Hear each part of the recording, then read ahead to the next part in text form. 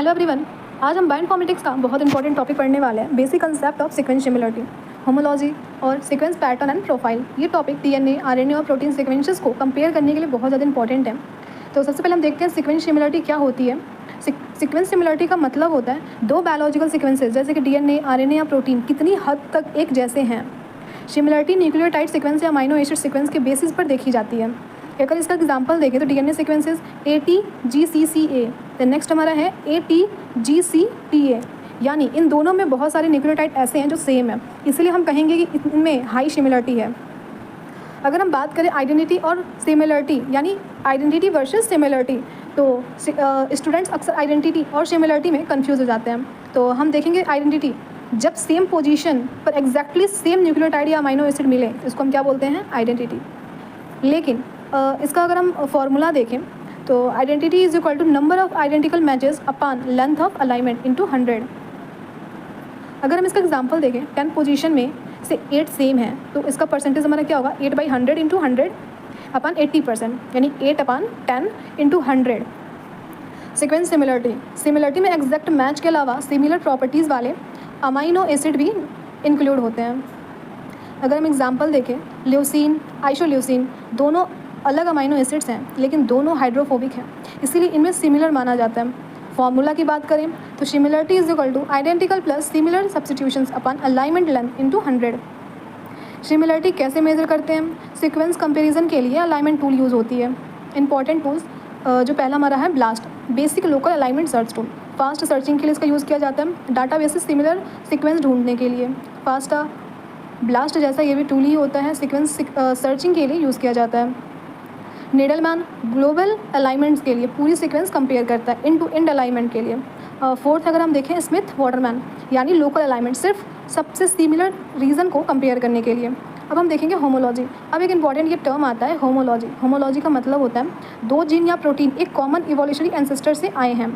अगर दो DNA sequences बहुत सिमिलर हैं तो पॉसिबिलिटी है कि दोनों सेम एंसेस्टर से इवॉल्व हुए हैं। इंपॉर्टेंट अगर इसका पॉइंट देखें तो होमोलॉजी क्वालिटेटिव होते हैं। हम नहीं बोलते कि 80% होमोलॉजी, हम बोलेंगे 90% होमोलॉजी।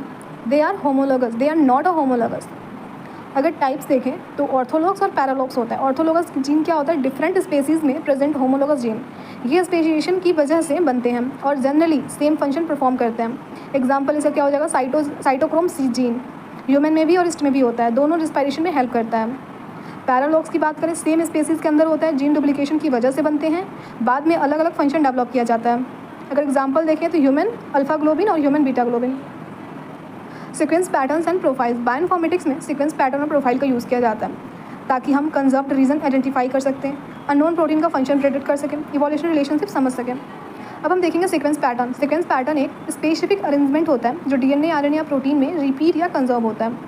एग्जाम्पल देखें तो CXXC मोडिफ, ये जिंक फिंगर प्रोटीन में मिलता है और डीएनए बाइंडिंग में इंपॉर्टेंट रोल प्ले करता है।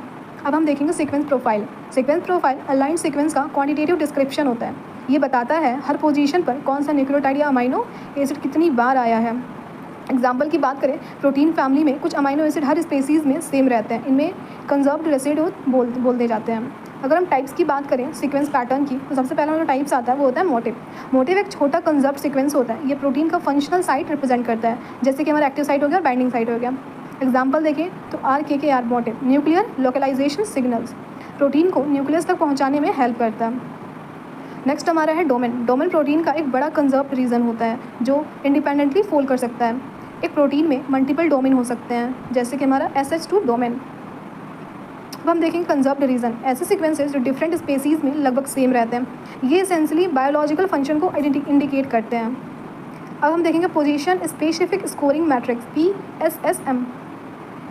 PSSM एक टाइप का ये मैट्रिक्स होता है जो हर पोजीशन पर अमाइनो एसिड की प्रोबेबिलिटी का स्कोर बताता है। इसका यूज़ हम motif detections, binding site analyse, protein family search के लिए यूज़ करते हैं। अब हम देखेंगे हिडन मार्कोव मॉडल। अब आते हैं सबसे इंपॉर्टेंट टॉपिक पे, हिडन मार्कोव मॉडल। ये एक स्टैटिकल और प्रोबेबिलिटिकल मॉडल होता है। ये सीक्वेंस के कंजर्व्ड रीजन, वेरिएबल रीजन दोनों को आइडेंटिफाई कर सकता है। एग्जाम्पल की बात करें gene predictions, protein family detections, remote homology search, protein domain analysis. तो स्टूडेंट आज हमने sequence similarity, identify, homology, orthology, paralogs और sequence pattern, motifs, domain, conserved region, PSSM और HMM को डिटेल में समझाया। ये बायोइन्फॉर्मेटिक्स का एक बहुत ज़्यादा इंपॉर्टेंट चैप्टर है जो एग्ज़ाम और रिसर्च दोनों के लिए बहुत ज़्यादा यूज़फुल है। Thank you.